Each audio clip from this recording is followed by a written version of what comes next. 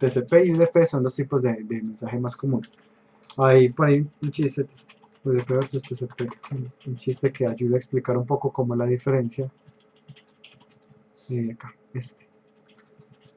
Entonces aquí está la diferencia entre TCP, que lo muestran como tratando los datos con mucho cuidado, mientras que en TCP simplemente lanza los datos a ver qué pasa. Pues si van a encontrar varios así de este estilo. ¿Por qué razón hacen tanto esa aclaración? Porque realmente son protocolos muy diferentes y uno necesita entender un poco sobre los protocolos para tomar la decisión de cuál debería utilizar. Acá esta imagen ya de hecho es un poco muy clara. En TCP miremos que los mensajes van y vienen, mientras que en UDP prácticamente solo van. Voy a empezar explicando un poco de cómo funciona TCP. Cuando TCP es el protocolo sobre el cual funciona lo que está montado, pues todo el sistema web. Cuando uno dice a Google, voy a descargar una imagen de Panteón de Blades. Y le digo, yo quiero descargar esta imagen de acá, por ejemplo. Todo ese protocolo que pasó entre yo comunicarme con Google, entre yo descargar esta imagen, toda esta comunicación de mensajes es a través de TCP. Funciona algo como esto. Aquí está mi computador y aquí está mi router.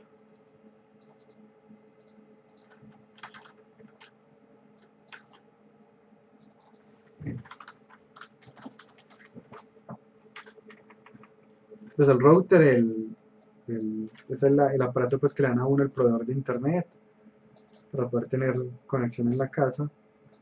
Imagino que lo reconocen por nombre, pero igual pues por si acaso hago la aclaración. Y el PC y el router están conectados o de forma inalámbrica o de forma alámbrica, bueno, ya dependerá. Y cada uno tiene su propia IP. Podemos ver nuestro IP presionando ipconfig en la consola. Y me dice aquí que mi IP, por ejemplo, es 192.168.1.105. No sé si se copió. Sí, ahí está. Esta es la dirección de mi computador.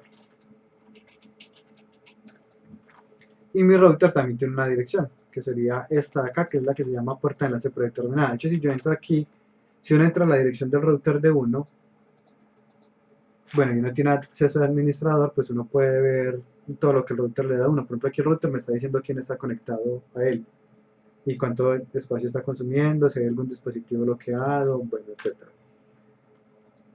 Entonces ya sabemos que el router pues también tiene su propia dirección IP. Pensemos en que la dirección es parecido a la dirección de la casa, pues es la forma con la cual alguien va a poder llegar hasta allá. Ahora yo le digo al router, yo quiero ir a leer algo de Google, quiero buscar una imagen en Google. Y lo que hace el router es que él dice, bueno, yo no sé qué es Google, pues Google qué es, porque estas son las direcciones. Es como si uno se montara en un taxi y le dijera al taxista, lléveme a la casa de Pedro. Y él dice, bueno, yo no sé qué es Pedro. Inclusive algo que sea más conocido, lléveme a, no sé, el parquecito de tal cuadra, de tal bar. Y puede que no lo entienda. Pero cuando él busca la dirección, a través de Waze, Maps o lo que sea, o la conoce, ¿qué es lo que hace? Él convierte ese www.google.com, lo convierte en este número de acá. Ese, por ejemplo, es el IP de Google. ¿Quién es el que tiene esta información? Algo que se llama el servidor DHCP. Dependiendo del proveedor que tengamos, vamos a tener un DHCP diferente, pero uno mismo puede configurar su propio, pues uno mismo puede utilizar el servidor DHCP de Google, por ejemplo, que es, o sea, también, inclusive los servidores DHCP tienen su propia dirección IP, y la de Google es, creo que es 8.8.8.8. Entonces uno puede decirle al computador de uno, siempre que necesite buscar alguna dirección, búsquela directamente con Google, con ese servidor de DHCP. Bueno, el servidor es capaz de convertir una página en su dirección, es como un buscador. Entonces lo primero que hace el router es ir donde su servidor que tenga configurado, pedirle ayuda para poder entender qué es lo que quiere la persona, y cuando ya se da cuenta qué es lo que quiere la persona, que es que quiere acceder a esa dirección de acá, se arma un mensaje. Pensemos en cómo funcionaba un poco la correspondencia vieja. ¿Qué tiene ese mensaje? Tiene la dirección del remitente, que sería esta de acá.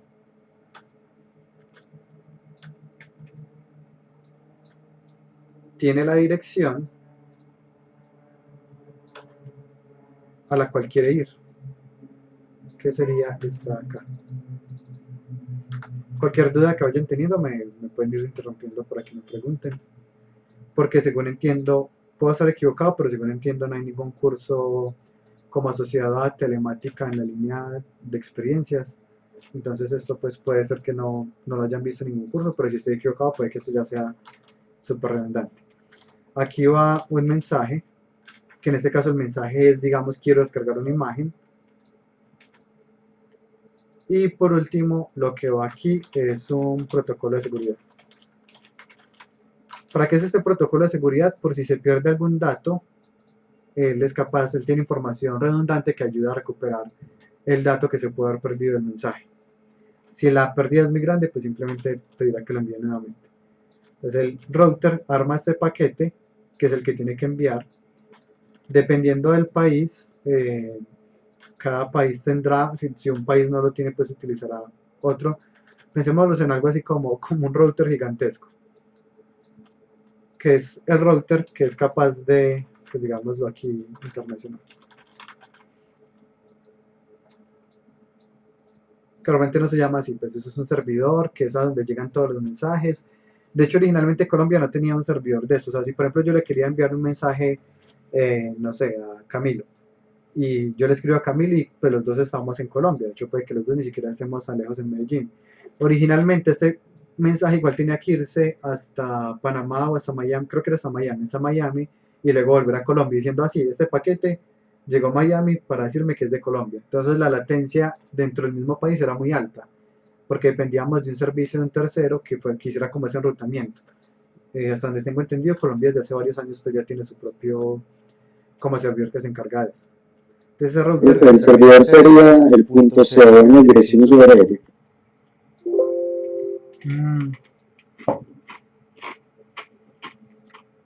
Sí, pues, o sea, la URL, pero no sé si entendí bien, pues la URL, por ejemplo, la URL es todo este texto que está acá.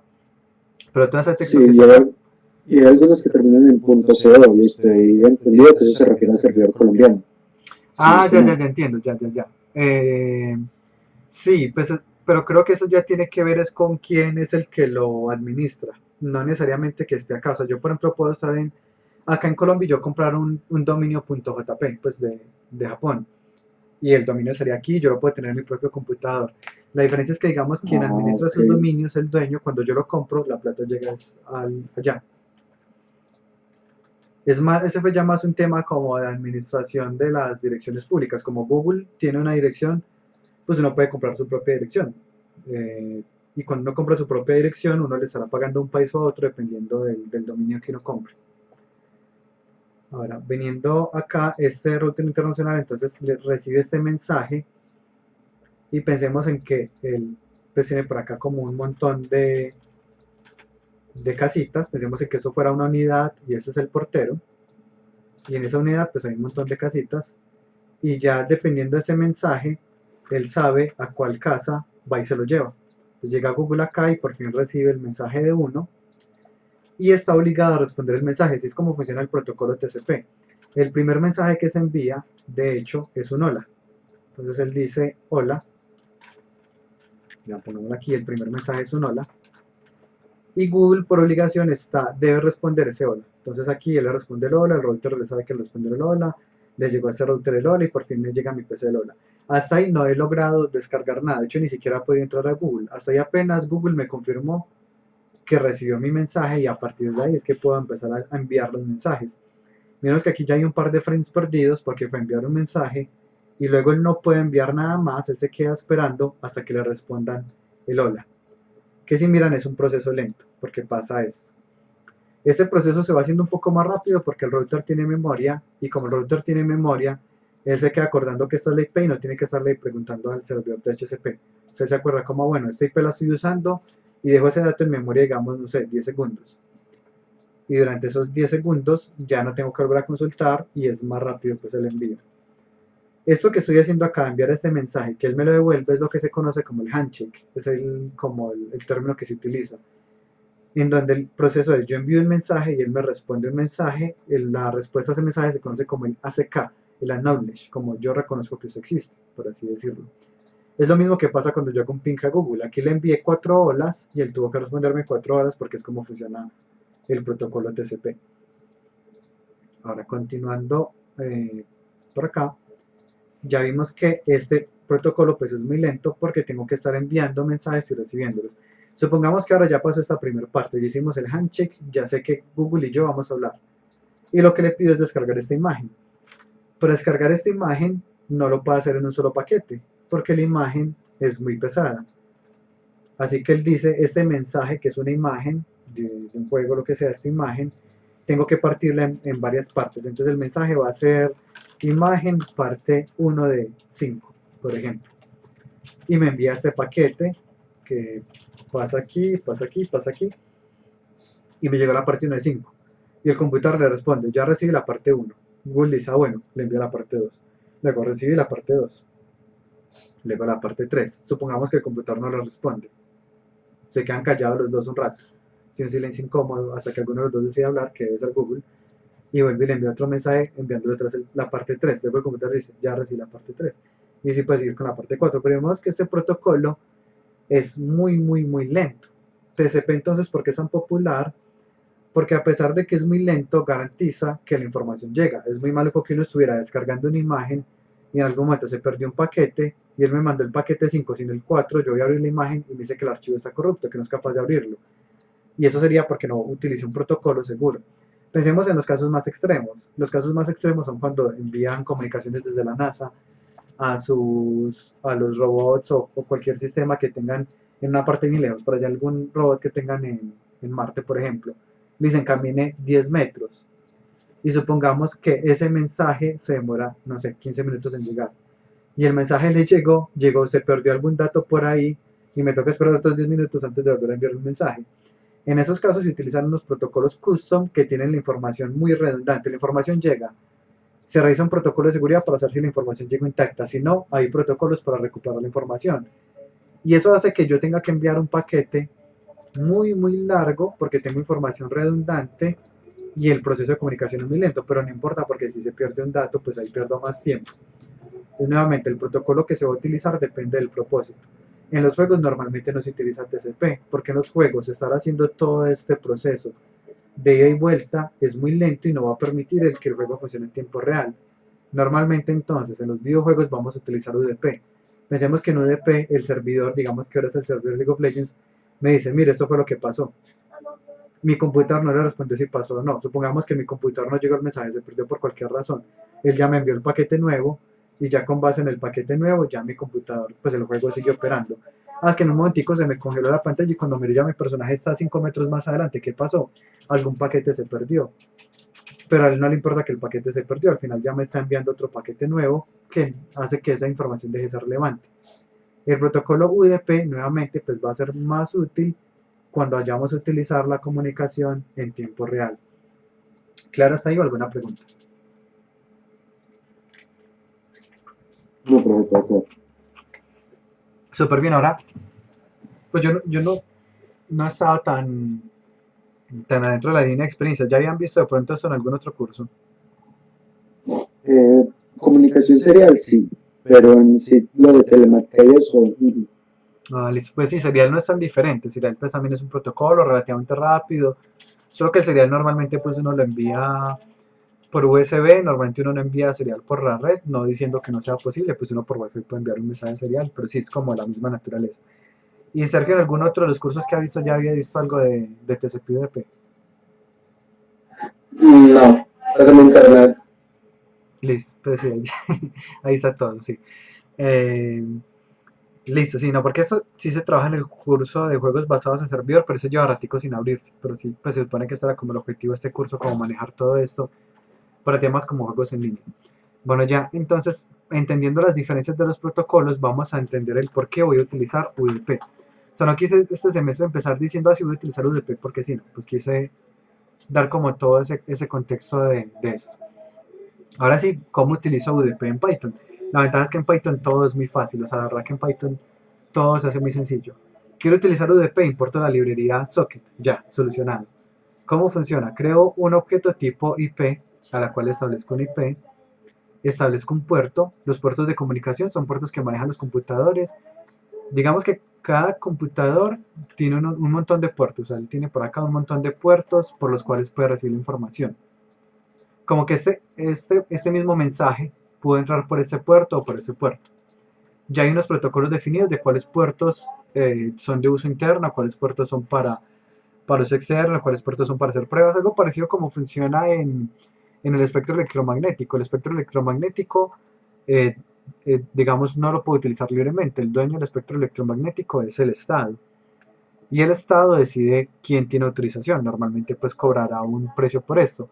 Es decir, si yo les digo, yo quiero utilizar el espectro electromagnético que está en la frecuencia 98.9 MHz para enviar una señal a través de mi universidad. Y ellos me dicen, no, pues él no tiene que hacer la petición al gobierno. El gobierno dice, no, yo no puedo, porque ya hay una emisora que me compró ese espacio del espectro. Y la emisora no solo me compró ese espacio específico, sino que compró un espacio más grande, solo que transmite ahí pues la mitad y el otro espacio pues se lo consume. Entonces yo no le puedo vender ese espacio. Puedo buscar cuál otro espacio le puedo vender para ese propósito. Es así como funciona. Y de hecho hay unos espacios libres. El espacio libre es el de 2.4 GHz y el de 5 GHz. Por eso es que todos los teléfonos inalámbricos funcionan en 2.4 GHz. ¿Por qué? Porque es el espacio en donde yo puedo, como fabricante de teléfono, usar esa frecuencia sin tener que pagarle al gobierno. Y asimismo el Wi-Fi también funciona en esa frecuencia, porque así la puedo utilizar sin tener que pagar adicional. Y por eso es que si alguien tiene teléfono inalámbrico y Wi-Fi, a veces tienen problemas cuando se contesta la llamada, que hay problemas en la caída, pero es porque están como peleándose las dos. Para eso hay pues filtros, porque se utilizan canales diferentes y es solucionable, pero pues es la explicación de lo cual pasa. Si en algún momento, por ejemplo, ustedes prenden el microondas y se cae el Wi-Fi, deben preocuparse porque el microondas también funciona a 2.4 GHz y si les tumba el Wi-Fi es porque las ondas están saliendo del microondas y eso es pues bien peligroso. Ya asimismo aquí tenemos unos puertos que vienen en el computador, algunos puertos que se pueden utilizar y otros que no. De hecho, por ejemplo, cuando yo utilizo pues uno de estos sistemas, uno que lo han visto, el del Oculus, yo lo conecto al computador por Wi-Fi. Cuando yo lo iba a conectar la primera vez era por el puerto 8080 y no me conectaba en este computador, pero en la universidad sí me funcionaba. Entonces luego llamé a mi proveedor de internet, que es Claro, y pregunté por qué no me estaban llegando mensajes por el puerto 8080 y me decían que esos puertos venían deshabilitados por defecto, se necesitaba pues como autorización del cliente para poder habilitarlos y ya ahí luego se los habilitan a uno. Al parecer es como por temas de seguridad que por defecto como digamos el usuario promedio no es desarrollador, no le va a hacer falta y de pronto pues alguien hace un software malicioso para utilizar ese puerto que no tiene abierto, entonces lo hacen de esa forma. Bueno, como les decía, hay unos puertos abiertos. El 5065 es un puerto que podemos utilizar sin ningún problema, que ya el computador va a tener abierto por defecto, que no va a tener conflicto de que se va a estar chocando con otros mensajes. Es un puerto ideal para esto.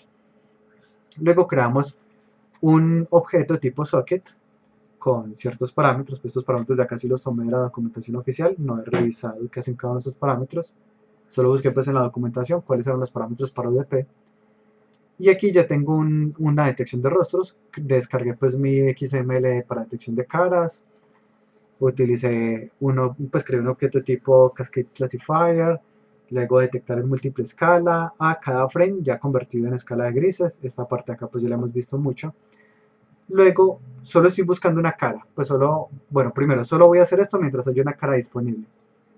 Si la cantidad de caras es mayor a 0 es porque hay al menos una cara. Y esto lo estoy haciendo solo con la primera cara que encuentre. Este no es el caso ideal. El caso ideal es que busquen con todas las caras y lo hagan o con la que está más cerquita o algo así. Por ahora pues lo hice de esta forma porque no era el objetivo de esta clase. Y la cara, ¿qué información tiene? Tiene la posición en X, donde está la cara, la posición en Y, donde está la cara, cuánto mide de ancho la cara y cuánto mide de alto. Y pues yo puedo dibujar un rectángulo con pseudo rectángulo sobre el frame en esta posición X0, Y0 y va desde la posición X0 hasta X0 más W0 que es el ancho y desde Y0 hasta H0. Pero no solo eso, sino que estoy tomando un arreglo que yo creé de 4 datos tipo string en donde estoy almacenando la posición de la cara, el X, el Y, el W y el H. Acá quiero que noten que hice un cambio, 1 menos esto. Bueno, primero, porque lo estoy dividiendo sobre el alto y el ancho para normalizarlo.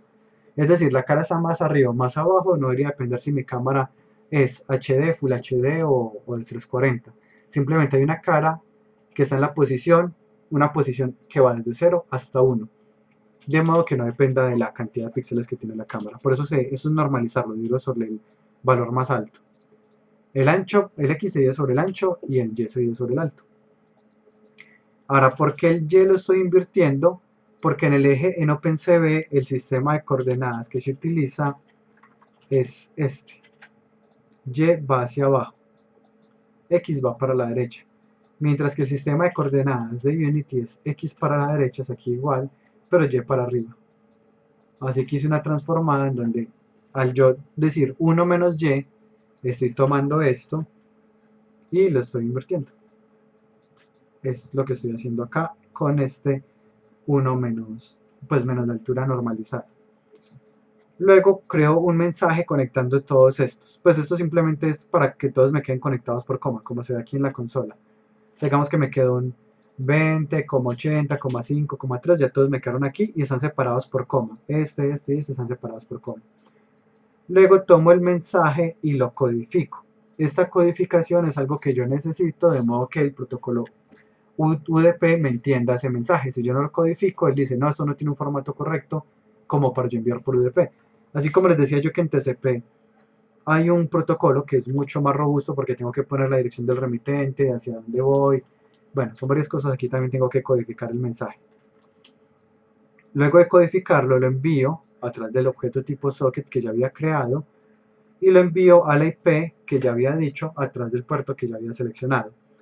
Cuando no encuentre ninguna cara, estoy enviando un mensaje que solo tiene -1, -1, -1, como para indicarle a Unity, bueno, no encontré ninguna cara. Ya se decide qué hace con eso. Entonces ya aquí está la detección de rostros. Y si miran aquí, lo que está pasando es que envía los mensajes. Ahora voy a, nuevamente muestro aquí desde Unity lo que está pasando. Él está recibiendo los mensajes, aquí los está imprimiendo también en consola.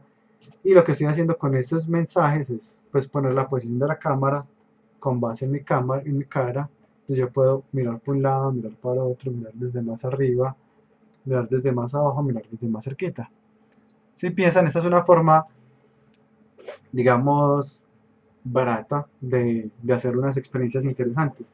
Por ejemplo, tener algún, no sé, alguna pantalla que dé cierto efecto de profundidad, como esos efectos que se utilizan con los prismas, que puede ser un prisma inclinado, un acetato inclinado, o el prisma completo y se proyecta algo 3D y yo efectivamente pues puedo interactuar acercándome o alejándome de él. Bueno, hay un montón de interacciones que uno puede hacer ya con esto. Ahora, ¿cómo está hecho? La parte de Unity. La parte de Unity, pues de hecho miremos que aquí me está mostrando los mensajes que recibe. Pues le puse un runline. Y aquí está mi script de UDP Receiver.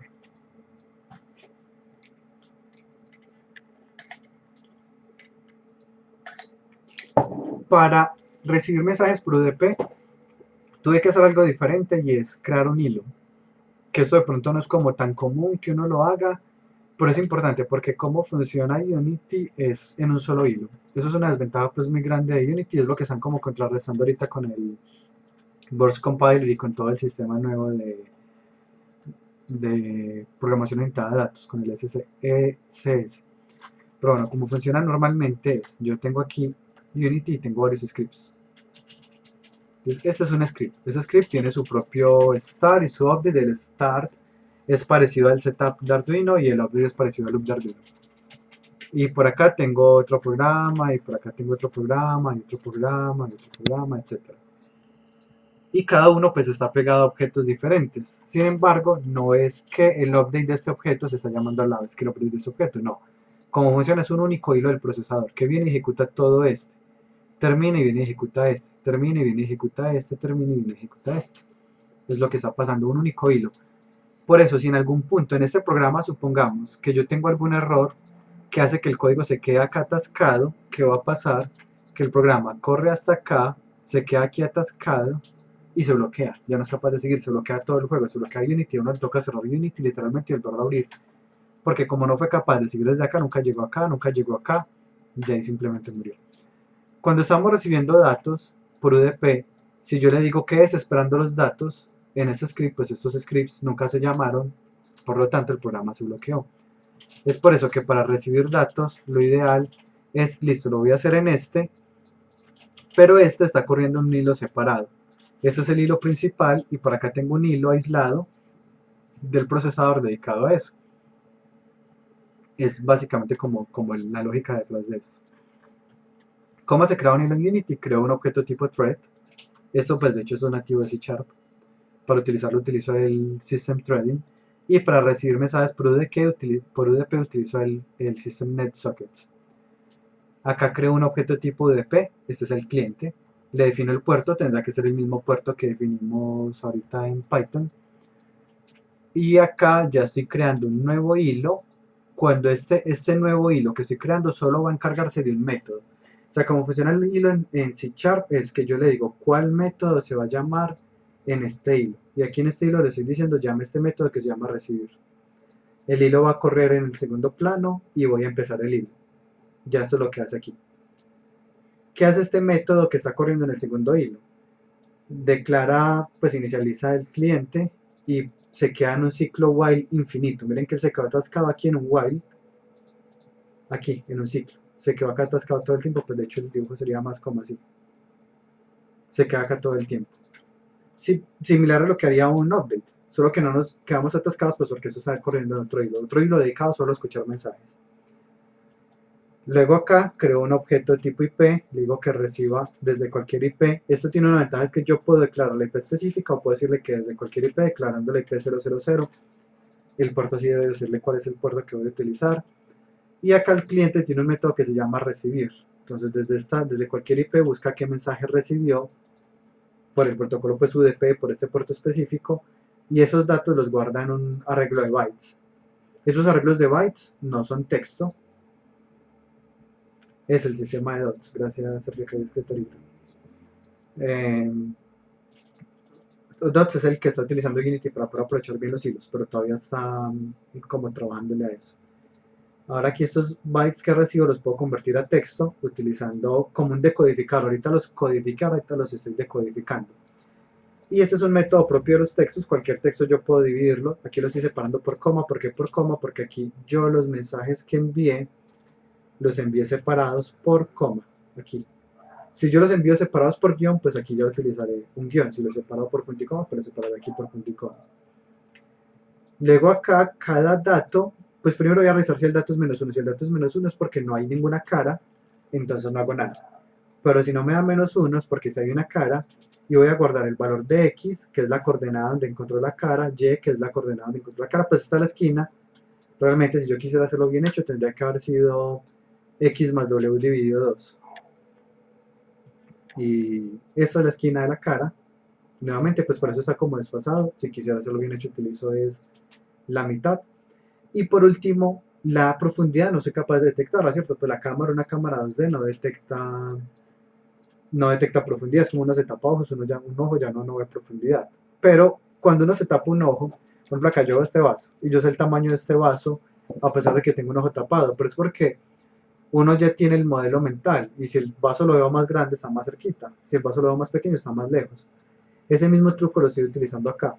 Estoy multiplicando el ancho y el alto de la cara. Si el área que ocupa la cara es más grande es porque estoy más cerquita, si el área que ocupa la cara es más pequeñita es porque estoy más lejos. Así que el Z lo estoy emulando con el área que ocupa la cara. Que el área, miremos que lo envié, pues estas posiciones X, Y, las envié aquí en orden. El primer dato que envié fue X, el segundo dato es Y. Tercer y cuarto dato fueron el ancho y el alto. Por eso acá X, Y el ancho y el alto a la vez. Los guardé en estas variables, que aquí las declaré, son unos atributos, pues, o variables globales, si le quieren llamar así. Y luego creo un vector con estas posiciones y se los asigno a la cámara, básicamente. Voy Tengo a... una pregunta Sí. con lo de antes. Dijiste que en el Y o en el X que lo correcto hacer sería dividirlo por 2. Esa parte no la entendí. Digamos que aquí está la cara. Venimos aquí que esto de acá es una cara. Cuando PenseB detecta la cara, lo que él hace es que le pone a 1 en X y Y, guardo, fue este punto de acá a la esquina superior izquierda. Este es X, Y. Mientras que yo cuál debería mandar como X, Y debería hacer este de acá, el que es en la mitad de la cara. ¿Cómo hago para encontrar este de acá? Pues si yo ya sé que esta es la posición X, Y, y yo ya sé que esto mide W, y yo ya sé que el alto mide H, podría decir X más W dividido 2 y Y más H dividido 2. Ah, ok. Porque cuando le sumo a esta posición, le sumo la mitad de esta, ahí sí me quedo acá. Y a esta posición le sumo la mitad de esta y ahí sí me quedo acá. Pues acá como no hacía parte como importante del efecto, lo dejé así. Y bueno, porque me gusta que ustedes mismos hagan las correcciones, pues solo les saco las aclaraciones. Pero sí es claro Listo, ahí. pues. Bueno, entonces ahora continuando acá, vamos a ver estos números que puse aquí. ¿Por qué le resté un número? Ah, bueno, el número no lo envié de 0 a 1. O sea, pues yo digo de 0 a 1 normalizado. Pero en Python lo multipliqué por 100 para que me quede realmente un número que va entre 0 y 100. 100 es que está a la derecha del todo, 0 es que está a la izquierda del todo, 0 es que está abajo del todo, 100 es que está arriba del todo. No lo envié de 0 a 1 porque ocurría un problema y es que los decimales yo no sé si los va a trabajar en puntos o en comas, porque dependiendo del proyecto, si tengo instalado Visual en español o en inglés, él va a interpretar un punto como un miles o un punto como decimales. Para evitarme el problema, que de hecho yo hasta donde recuerdo ser que alguna vez tuve también un problema con el envío de datos que puede ser diferente dependiendo de la plataforma, ¿cierto, Sí, en Santi? taller, En taller, sí, en en taller taller sí. 6. Y es bien complejo pues saber los decimales cómo están funcionando, entonces al final boté todos los decimales y solo estoy mandando números enteros, o sea, de 0 a 100, 0 lo más a la izquierda, 100 lo más a la derecha. Esos números que recibo acá, yo sé entonces 0 es izquierda, 100 es derecha, pero en Unity normalmente uno dice para la izquierda son números negativos. ¿Qué pasa cuando le resto 50? Cuando me da 0, 0 menos 50, me va a mover menos 50 a la izquierda. Cuando me da 50, 50 menos 50 me da 0, me quedo en la mitad. Y cuando me da 100, 100 menos 50, 50, me quedo a la derecha. Es una forma para poder que los valores de la izquierda me dieran negativos. Lo mismo con el Y. Este 100, ¿por qué lo di sobre 100? Porque este es un área. Entonces el área me va a dar ancho por alto, el máximo área que podría ocupar es 100%, o sea, realmente de haberlo dividido como sobre 10.000 para que me quedara normalizado de 0 a 1. Sin embargo, como les digo, pues esos son valores heurísticos, valores que probé que me funcionaran bien para la cámara, para que no tuviera cambios como, o sea, si lo pongo de 0 a 1, entonces la cámara se mueve muy poquititico. Si lo pongo de 0 a 10, ya la cámara se mueve demasiado.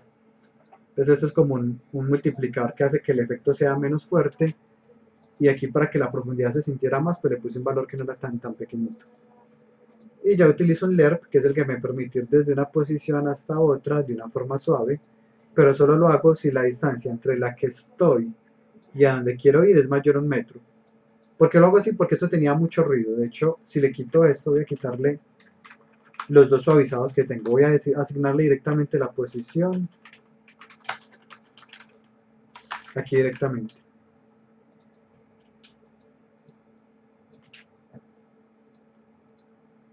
Y como ya le quité el suavizado, miren ahí como está temblando todo el tiempo, pero es porque el área que él me detecta en la cara o la posición está ligeramente oscilando. Y eso es pues bien incómodo. Vamos a limpiar un poco los datos, podríamos utilizar un filtro predictivo, por ejemplo. Aquí estoy utilizando pues algo nativo de Unity, la distancia. Si la distancia que me voy a mover es muy pequeñita, como que apenas se va a mover 1 metro, entonces no, ni se mueva. Además que fue ruido lo que le llegó. Solo muévase cuando valga la pena. Y no vaya directamente a la posición, sino que haga un LERP, que es el que me permite ir desde una posición a otra de una forma más suave.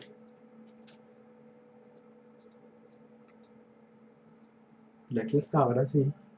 Me subo, derecha, bajo, me puedo acercar a la cámara, me puedo alejar de la cámara. Y estos son ejemplos que de pronto pues para nosotros como desarrolladores nos parecen como así, pues es bien, pero es muy normal, como así, pues estoy utilizando una detección de rostros, le envío el mensaje, pero que cuando uno se lo pone pues de cara a un cliente, pues si no pasa, porque yo el año pasado que hice tantos freelance, tuve muchas reuniones con diferentes clientes que no son desarrolladores, pues eran más del tema de marketing o gerencial, a ellos todo eso, lo que tiene que ver con visión artificial o con realidad aumentada, les parece pues súper llamativo, como si fuera pues, la gran cosa. Inclusive lo de la tela verde reemplazando para las fotos, cuando lo presento para la escuela de verano, llamó mucho la atención, a pesar pues de que la tela verde es algo que se utiliza desde hace décadas. Entonces es bien interesante pues como todo este potencial que tenemos cuando combinamos todo el potencial de las librerías de Python, pues que nos permiten, o sea, miren que enviar mensajes acá fue supremamente sencillo, y el potencial visual de un motor de videojuegos. ¿Qué dudas tienen?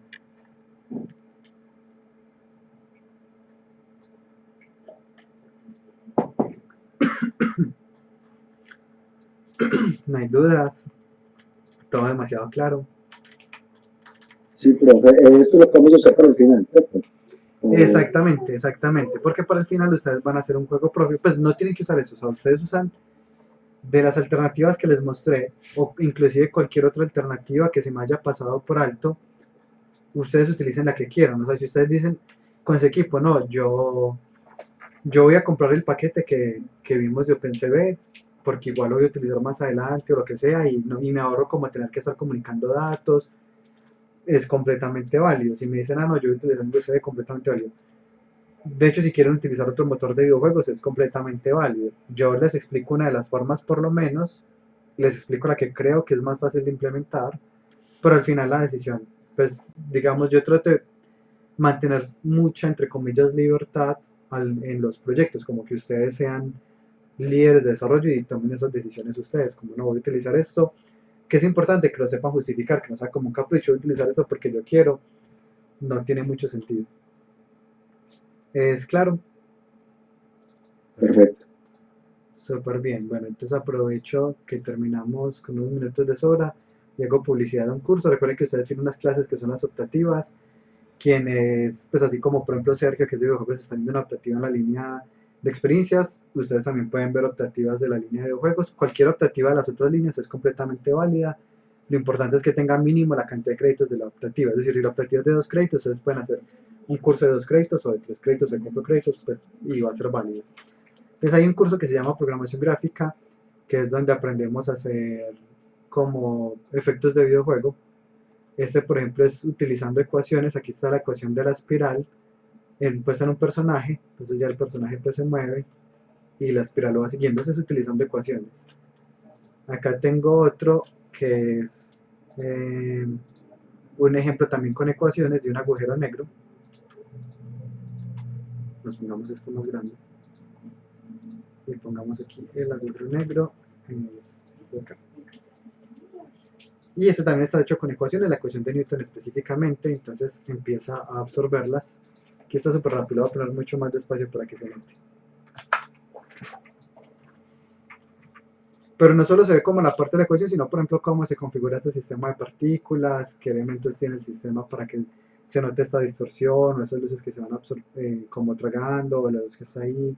Es como todo lo que se trabaja, aparte de la parte de shaders que tiene que ver mucho con la parte de visión artificial, porque es lo mismo que hemos visto, digamos, detección de bordes o un difuminado, pero aplicados directamente sobre un videojuego.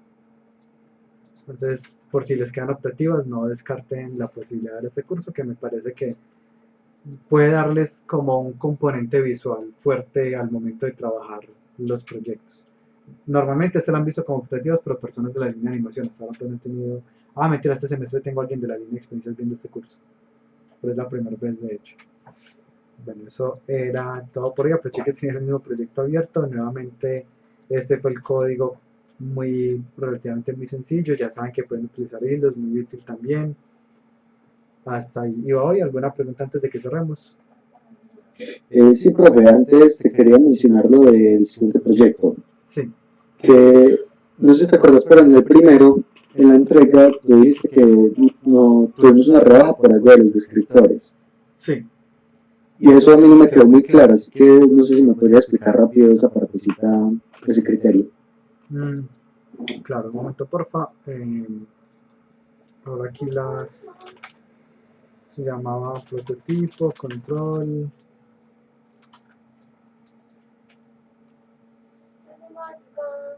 Sí, también como CI, cualquiera, CP o CI, cualquiera de las dos, Sergio. Lo único importante es que pues tiene que mandar carta, pero la carta que la revisamos nosotros en el comité, o sea, yo mismo pues reviso varias de esas cartas y siempre las hemos aprobado desde que sean de la misma carrera, de otra línea, fijos aprueban. Si es de otra carrera, depende del tema. Si el tema efectivamente sirvió como digamos, para profundizar o interiorizar algo, sí va a servir.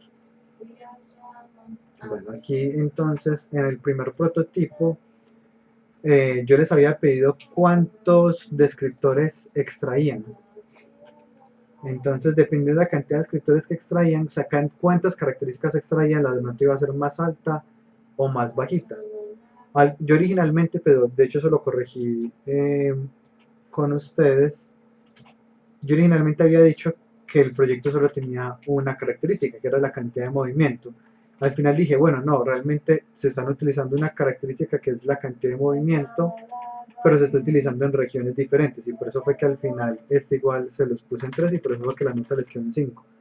Pues de hecho, si ustedes miran las notas de visión artificial, que yo ya se las compartí por el canal, la nota del proyecto que es esta de acá, pues la tienen en 5 los que hayan sacado la sustentación completa. Y respecto al seguimiento, pues aquí está el montón de ejercicios que me deben, que ya la idea es que vayan pidiendo las tutorías para irlos entregando. De hecho, posiblemente, sí, dígame. No, te iba a decir que listo, que ya me queda claro. Gracias. Súper bien. Por si acaso, el proyecto final, pues me falta redactar bien como todas las rúbricas, pero eso no es diferente a esto. Vamos a utilizar algo de visión artificial para controlar un juego. ¿Qué cambia ahora que el juego es propio? Y eso nos da más libertad. Cuando hablo de un juego, pero estoy hablando aquí de forma muy, pues como muy superficial, realmente no es que tengan que hacer un juego, pues un juego es algo muy completo, sino un prototipo de un juego. Un prototipo normalmente es mucho más simple en la medida en que yo no necesito los assets finales, puedo utilizar placeholders para todo, pues como unos assets temporales que luego pues si el juego gusta lo podría reemplazar, no tengo que tener como una interfaz de usuario muy elaborada, es decir, el aspecto visual queda en un segundo plano porque lo que me importa ahorita es la jugabilidad, e inclusive yo no necesito hacer como en un juego normalmente tiene como una cantidad de horas mínima, una serie de niveles, o si es procedural, pues un procedural bien planeado. En el caso de ustedes, como es un prototipo, pues no tienen que llegar a ese nivel de complejidad, es un único nivel, o sea, una simplificación como un parecido a un mínimo producto viable, algo que le permita a uno, cuando lo llena un usuario, que el usuario lo pruebe y digan, ah, esto gustó o esto no gustó. Y si no gustó, ¿qué fue lo que no gustó para corregirlo? Cuando uno prototipa, trata de gastar la menor cantidad de presupuesto posible. Por eso uno no gasta mucho contratando artistas o contratando diseñadores, porque estoy apenas probando mi mecánica. Cuando ya la probé, ahí sí ya empiezo, y gustó, pues ahí sí empiezo a invertir. Este es el proyecto final, me falta pues redactar bien. Por ahora recuerden que estamos en la semana 10. Estamos en la semana 10 en este momento. Sí. En la semana 12 entregan el siguiente prototipo de visión artificial, que son las mismas, son unas rúbricas muy parecidas, solo que ya es con un clasificador. Lo que cambia es que ya no es extraer características, sino clasificar objetos o hacerle tracking a objetos.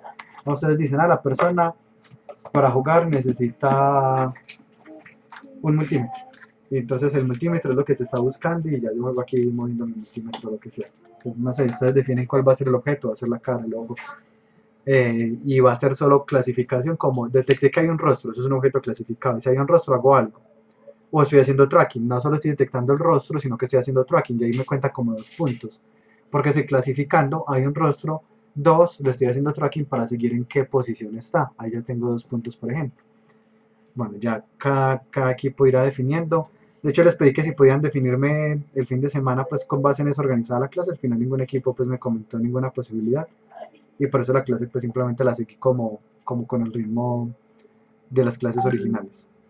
Vayan pensando muy bien en esto. Ya saben que por el proyecto final pues es algo parecido por con juego. Apenas tengo las rubricas se las envío. Y por último, no olviden ponerse al día con todas las tareas que deben, que son muchas. Pues no todos entregaron remor el fondo, no todos entregaron la parte de los bordes, no todos entregaron la clasificación en HCB, clasificación de objetos no lo ha entregado a nadie, el de poses pues tampoco lo ha entregado a nadie, eso tiene bastante porcentaje, y tienen hasta la semana 15 para ponerse al día, o sea, hasta una semana antes de que se acabe el semestre. No lo pongo hasta la semana 16 porque en la semana 16 se le entrega el proyecto final, y no quiero que se junten las dos cosas. ¿Alguna pregunta? Profe, sí, a nosotros nos olvidó mandártelo el fin de semana, pensamos que era para comentarte la primera clase. Es lo del proyecto 2, las ideas del proyecto 2 Eso las sí, que que ideas comentamos, tienen, ¿cierto? exacto. Sí, Que ya tenemos los diagnósticos para mostrarte. no, súper bien. Si quieren, lo comparten de una vez. Aquí nos comparten pantalla. Y no es lo mismo si el equipo de Sergio, que el equipo de Sergio solo vino Sergio. Nosotros ya estamos como desarrollándolo, es un Pong, pero pues con las caras. Haz un poco con las caras, multijugador. Sí, Multijugador online. obvio. Listo. Con el Walmart y qué tal, no mentiras. No, pues así con los Roys y ya cada Roy lo mira con la cara y ya. Listo, no, súper bien. Completamente válido. Pues y de hecho cumplirían los criterios. Y pueden ir pensando igual en el proyecto final, que el proyecto final pues como es libre, es chévere que haya libertad, pero también pues tiene una parte de concepción y diseño que en estas no les tocaba tan pesada. Ahora sí, si quieren me Ya, no, sí, comparten. al final también ya lo tenemos definido, pues falta como armar el GD y qué tal es porque se divierte. Listo, súper bien. Porque ya entonces lo que voy a hacer, como ya terminamos tema, voy a empezar ya con las tutorías y cuando encuentre algún tema común, pues dependiendo del tipo de proyecto de cada uno, vuelvo a hacer alguna clase que sea un tema común que les sirva a ambos. De resto, tutorías, dependiendo del proyecto de cada uno, las tutorías pues serán más tipo clase, pero de ese tema específico que les sirve a ese grupo, o más de responder las preguntas. Ahora sí, Ana, si quiere me comparte pantalla. Dale. Bueno, muchachos, yo me voy, chao, les vaya bien. Luego, Todo bien. No importa lo que se vea. sí, ya está. Inclusive pues ahí lo puse sobre mi propia pantalla por si acaso. Contemple Listo, Run, súper bien. Sí, que pues acá en el computador se juega con las flechitas, la de arriba, abajo, derecha e izquierda. Ujú. Y pues uno puede ir por tres partes del camino, que es el de la derecha, el del medio y el de la izquierda, y saltar y agacharse, ¿cierto? Entonces, muy similar de pronto a lo que hicimos en el pasado, es dividir las pantallas de forma vertical y horizontal y tener dos objetos. Uno Ok. que sea para la división vertical, de que si está de este lado, que de la derecha, entonces me muevo a la derecha. Y si está al lado izquierdo, entonces salta a la izquierda y así mismo con la partición horizontal. De que con ese otro segundo objeto, si está en la parte de arriba, pues entonces para que tú salte, y si está en la parte de abajo, entonces para agacharme. Súper bien. ¿Ya han pensado cuáles son los objetos? Pues como cosas que uno tenga en la casa, todos, un lapicero y digamos el celular. Listo, entiendo. Listo, súper bien. Sí está chévere. Ya tienen que mirar cómo van a hacer la detección de ese objeto. Puede ser, pues la ventaja que si utilizan el Hard Cascade como lo utilizo yo, pues que funciona súper bien en tiempo real. Está la ventaja de que ya hay unos XML definidos, pueden utilizar alguno de esos. Pues la cara obviamente es uno, todos tienen cara. Podría ser también, ver si hay algún XML ya como de manos de pronto, con este o con otro algoritmo. Inclusive dependiendo, no sé si encuentran un XML de mano izquierda y mano derecha, también podría ser, pues porque las manos son diferentes, podría servir. Sino como algún objeto que todo el mundo tenga en la casa. Tienen que ser objetos, no partes del cuerpo, pero si son de las manos, Sí, sí, claro, sí, nos siguen contando como objetos. Igual cualquier otra duda que hayan tenido, me van preguntando. Ya les estaré escribiendo posiblemente hoy mismo para enviar el enlace de las tutorías para que organicemos las tutorías de la otra semana. Así pues de entrada, este viernes lo que haríamos es que me reuniría yo con cada equipo, lo mismo, pues en la primera hora de la clase me reúno con un equipo, en la otra hora de la clase me reúno con otros equipos. Ya les estaré escribiendo en el canal con cuál equipo me reúno primero. Listo, Bueno, bueno, profe. hablamos Y el espérate, viernes. tenemos otra idea para Sí, ver si de pronto quieres elegir entre las dos. sí, dale. Pues Camilo, yo no elegiría, diablo. pero sí las escucho las dos. Camilo, ¿estás ahí? Sí, Dale, nos sale la otra. bueno, pues la otra idea era básicamente adaptar el que habíamos hecho antes con UseDash, pero ahora pues haciendo el track respectivo a los objetos, generando también lo que viene siendo las dos zonas de interés y dependiendo si se detecta el objeto uno o el objeto 2, se hace el ataque respectivo. Ah, ya, eso sería más bien como, pues, digamos que el objeto fuera una caja de pastillas y unas gafas. Entonces, esto o esto, y ahí se va, y ahí se va haciendo el ataque uno o el 2. Entiendo. Ajá. Ya entiendo. Ese también podría funcionar. Yo no tomaré la decisión, pues al final como el proyecto es de ustedes son quienes toman la decisión. Pero uno de los criterios de decisión también puede ser cuál funciona mejor. Pues los pueden, como siempre, pues si pueden implementar los dos, probar los dos y ver cuál resulta mejor. Y no hay problema con que se use el juego anterior. No, no, para nada. Porque el objetivo del curso pues es la parte de visión artificial y de integración. Entonces esta parte pues queda como en un segundo plano. Listo. Listo, súper bien. Gracias a Y todos vamos a por hablar con asistir. nosotros. Espero que hayan aprendido bastante. Este tema pues es bien importante, la verdad, esto de los, como les decía, pues protocolos TCP, UDP, enviar mensajes, es bien chévere. Listo, gracias a todos, me despido, chao. Chao. Chao, profe.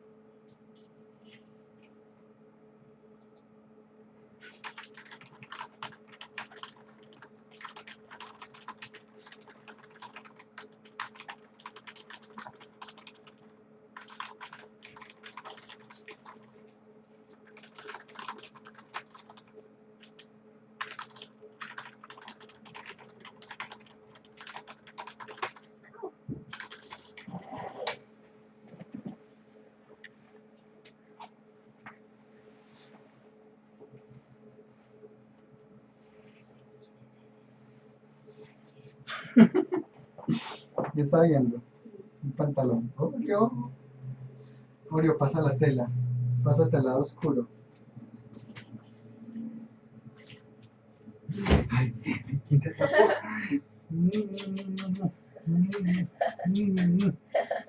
Ya muchos.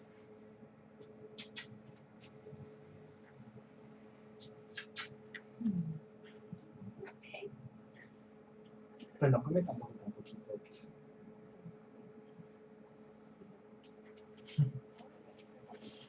Bueno, te vas a ir detrás de esos muchachos.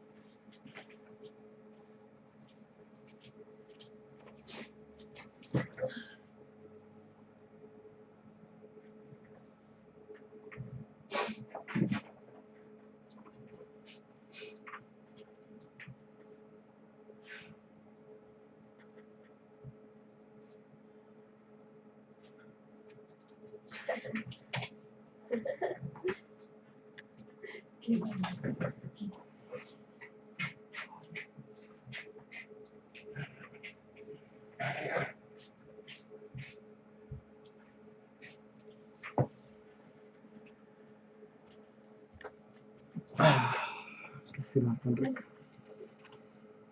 Cógelo.